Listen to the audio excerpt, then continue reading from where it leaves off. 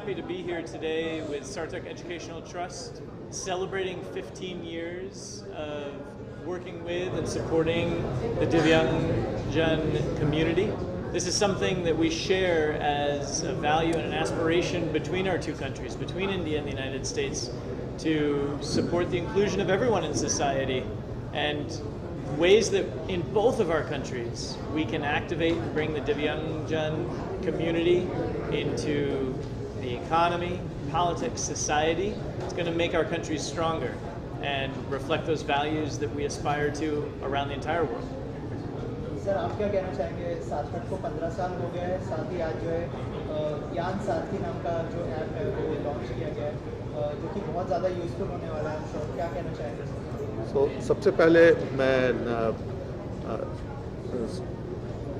सबसे पहले अपना जो सार्थक टीम है उनको बधाई देना चाहूँगा 50th एनिवर्सरी के लिए, और जिस तरह से उन्होंने 15 साल में काम किया है, ये बहुत ही अच्छा काम किया है। देश में ये जो मूवमेंट शुरू किया है कि किस तरह से जो हमारे डिसेबल्ड बच्चे हैं उन लोग को इन्वॉल्व किया जाए मेन स्ट्रीम में। हम टाटा पावर की तरफ से इनके साथ 2016 से जुड़े हुए हैं। पिछले 7 सालों में हम वोकेशनल ट्रेनिंग इंस्टीट्यूट्स इनके जो चलते हैं उसके साथ जुड़े हुए हैं कि कैसे वहाँ पे लोगों को काम सिखाया जाए। इसके साथ साथ हमने जो अभी ओलंपिक्स हुआ था गेट्स इन फ्रांस में, उसमें हमने उनको सपोर्ट किया था, और हमारे बच्चे वहाँ पे किस तरह से मेडल्स जीत के आए और विजिबिलिटी बढ़ गया है। आज एस्पिरेशनल हो रहा है और भी लोगों के लिए कि आप यदि डिसेबल्ड हैं तो इसका मतलब ये नहीं है, दिव्यांग है तो आप ये नहीं सोचिए कि आप कमज़ोर हैं। आप कहीं पे भी जाके आप मेडल जीत सकते हैं, अच्छा काम अपना कर सकते हैं। तो ये एक बहुत अच्छा हमारा एसोसिएशन रहा है, पार्टनरशिप रहा है, और ये आगे भी हम उनके साथ जुड़े रहेंगे ताकि हम इस मुहिम को आगे ले जाएं। और जो इनिशिएटिव है स्पेशली ओलंपिक्स का, जो ये इंटरनेशनल इवेंट होने वाला है 2027 में, उसमें हम उनके साथ जुड़ेंगे और किस तरह से हम लोगों को ट्रेन करेंगे ताकि हम बेहतर परफॉर्मेंस दिखा पाए in the next happy Olympics. First of all I would like to congratulate Sarthak. उन्होंने जो काम किया है वो बहुत बढ़िया काम है, and from whatever I have learn from Sarthak's vision and mission, they have kept to it. ये बहुत कठिन काम है और हम वर्ल्ड ट्रेड सेंटर से चाहते हैं, मैंने हमारे चेयरमैन को भी रिक्वेस्ट किया है कि हमारे यहाँ ऑलरेडी एक स्किल सेंटर है और स्किल सेंटर में हम बहुत सारे स्किल्स ट्रेनिंग देते हैं, तो हम डिसेबल्ड को भी देना चाहते हैं। जो PWD के जो भी लोग हैं उनको भी हम ऐसा चाहते हैं कि यहाँ पे आके या इनके ई-लर्निंग के माध्यम से भी हम कुछ ट्रेनिंग प्रोग्राम्स कर सकते हैं। इसकी बातचीत चल रही है हमारी उनके साथ, जो शायद in the next 2-3 months we will be able to come to a conclusion and introduce all those courses whatever we can from World Trade Center. With the permission of my chairman, I would like to I would like to say that this is a great initiative, और इस ऐसे initiatives को हमारी पूरी world trade centre की team है इनके साथ, जो भी वो करना चाहते हैं यहाँ पे आके वो हम करने के लिए बहुत खुशी से करेंगे। सर, क्या कहना चाहेंगे जो इनिशिएटिव लिया गया है और उसको आगे बढ़ा रहे हैं आप लोग, भी इतना सपोर्ट कर रहे हैं सर, कितना इम्पोर्टेंट है स्पेशली सपोर्ट बन के आगे बढ़ना है? सबसे पहले तो सार्थक का मैं आभारी हूँ कि हमको मौका दिया उनके साथ जुड़ने का।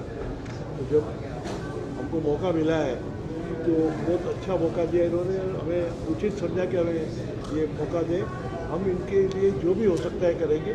ये स्किल डेवलपमेंट और ट्रेनिंग सेंटर जो हमारा है उधर, जैसे PWD के अभी रूपा ने कहा वैसे उनके आदमियों को हम ट्रेन करेंगे और किस दिशा में और ट्रेन करना चाहिए और उनको और क्या ट्रेनिंग की ज़रूरत है जो आगे बढ़े और अपने आप में सक्षम हो सके आगे जाके। ये मेन बात है। फिजिकली चैलेंज को ये फील ही नहीं हो रहा है कि हम फिजिकली कुछ हमारे में डिसेबिलिटी है, तो उनको ये महसूस नहीं कराना और उनको और उत्साह दे के ऐसे दिखाना कि वो हमसे भी ज़्यादा अच्छा काम कर सकते हैं।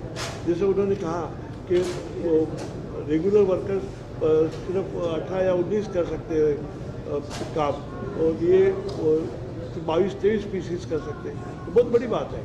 तो हम चाहते हैं कि इधर आके वो स्किल डेवलपमेंट सेंटर में उससे भी ज़्यादा कर सकें और आगे बढ़े, और हमारा वर्ल्ड ट्रेड सेंटर से जो भी इनको उम्मीद है हम इनको निराश नहीं करेंगे।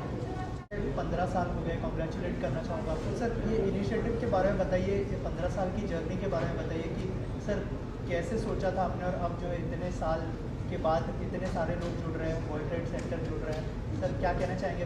पहले इस जर्नी के बारे में बताइए सर। तो जैसे कालरा सर ने बताया इनिशियल में कि पहले मैं डेंटिस्ट था 2004 में, आंखों का विजन जाने के बाद जब खुद रियलाइजेशन हुआ कि दिव्यांग लोगों के लिए लाइवलीहुड का चैलेंज था, एक भी कंपनी उनको नौकरी देने को तैयार नहीं थी, तो ये लगा कि एक ऐसा संस्था बने जो कि उनको रोज़गार दे।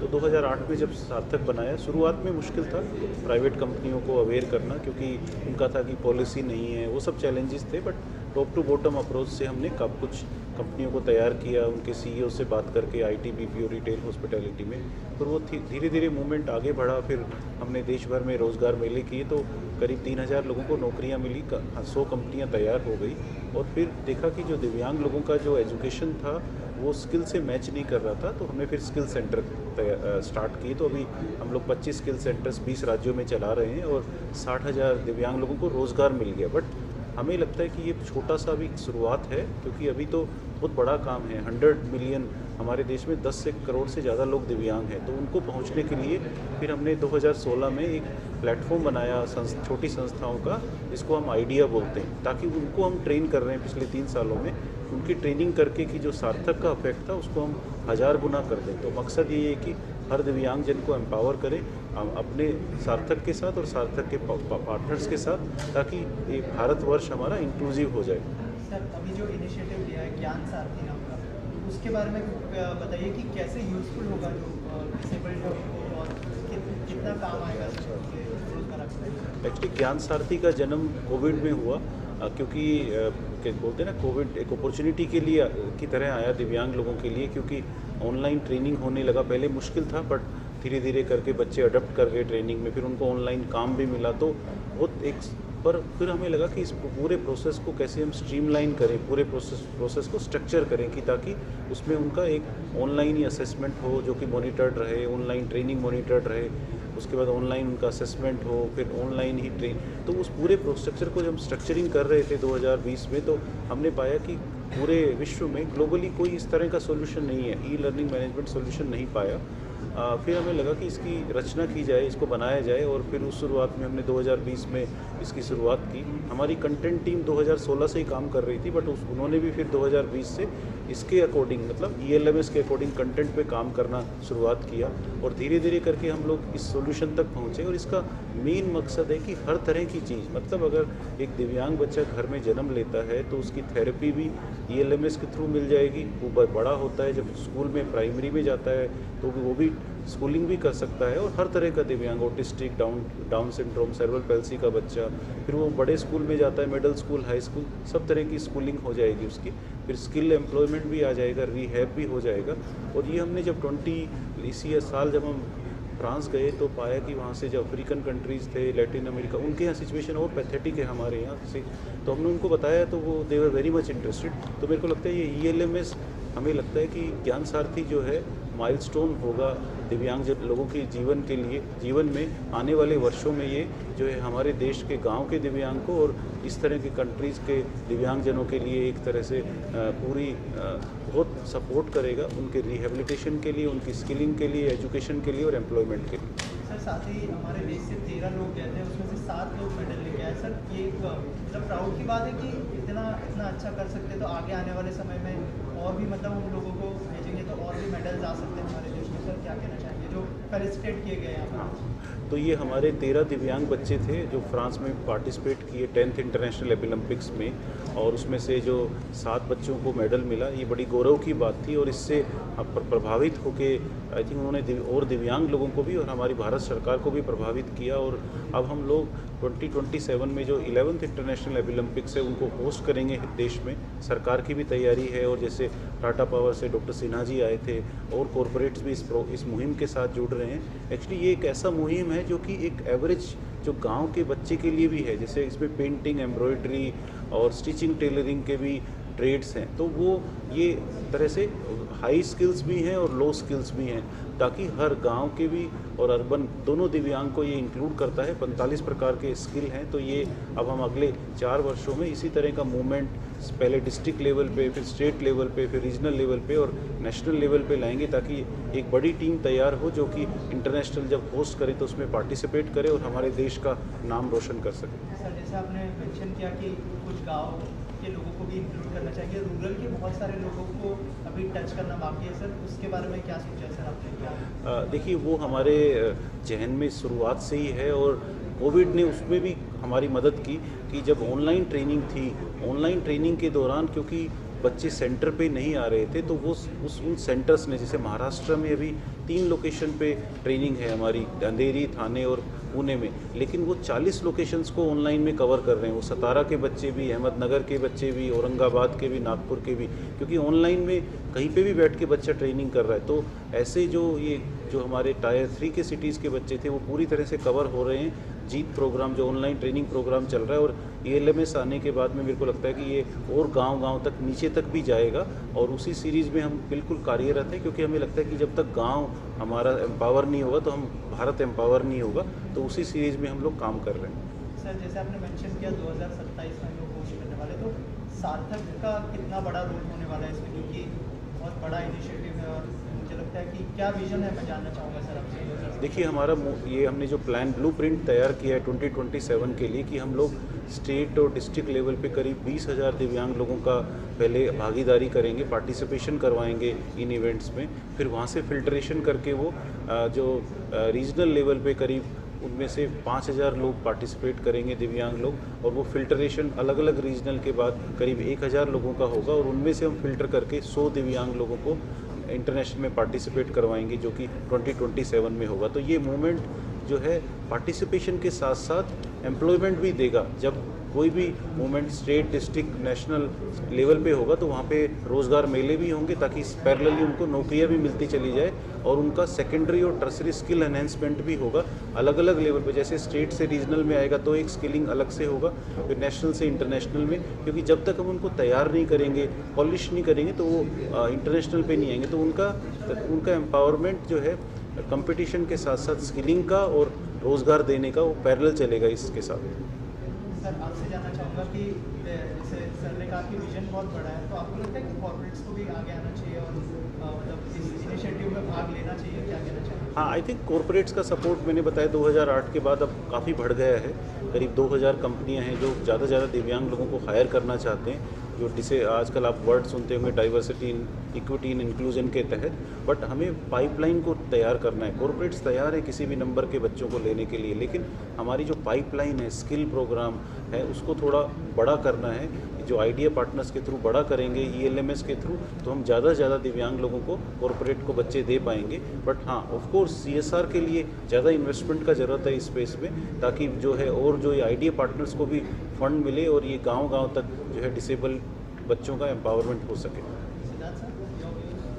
तो एबिलम्पिक्स में, इंटरनेशनल एबिलम्पिक्स में 2 बड़ी इंटरेस्टिंग चीज़ हो रही हैं। पहला कि इस बार जब मेज़ में 32 देशों ने अपनी भागीदारी रखी थी इंटरनेशनल एबिलम्पिक्स में, हम 27 में प्रयत्न करना चाहते हैं कि कम से कम 50 देश उसमें भागीदारी रखें। एक भारत के लिए ये बड़ा अचीवमेंट था मेस फ्रांस में कि उन 32 देशों में 40 देशों की अभी भागीदारी है इंटरनेशनल एबिलम्पिक्स फेडरेशन में। भारत उसमें प्रेजेंट नहीं था उनके गवर्निंग बॉडी में, सिर्फ 8 देशों के मेंबर्स उसके गवर्निंग बॉडी में थे। इस बार भारत का चुनाव उस गवर्निंग बॉडी में हो गया है, तो ये एक बहुत बड़ा अचीवमेंट है 2023 में भारत के लिए। दूसरा, भारत एक और टारगेट कर रहा है कि जापान जो उसका प्रेसिडेंट है इंटरनेशनल एबिलम्पिक्स फेडरेशन का, वो अगले 4-5 साल के रहेगा, लेकिन जो आज के समय में फ्रांस उसका वाइस प्रेसिडेंट है, उसको हटा करके भारत उसका वाइस प्रेसिडेंट से नेतृत्व करे। तो ये एक दूसरी मुहिम जो हम चला रहे हैं इंटरनेशनल लेवल पर। तीसरा, जैसा मैंने बताया कि हमारी भागीदारी बढ़नी चाहिए इंटरनेशनल कंट्रीज़ की जो इसमें पार्टिसिपेट करें, क्योंकि दिव्यांगता ऐसी चीज़ है जो विश्व में हर एक कोने में है। बहुत सारे लोग उसको इग्नोर करते हैं, बहुत सारे लोग उसको नहीं देखते, नज़रअंदाज करते हैं। क्या भारत उनके लिए एक विश्व गुरु की तरीके से कामयाब एक लीडर बन सकता है? तो शायद हम उस पर काम कर रहे हैं। कॉर्पोरेट्स का इसमें बहुत अहम रोल है, क्योंकि बिना पैसे के, बिना फाइनेंशियल असिस्टेंस के कुछ भी नहीं कर सकते।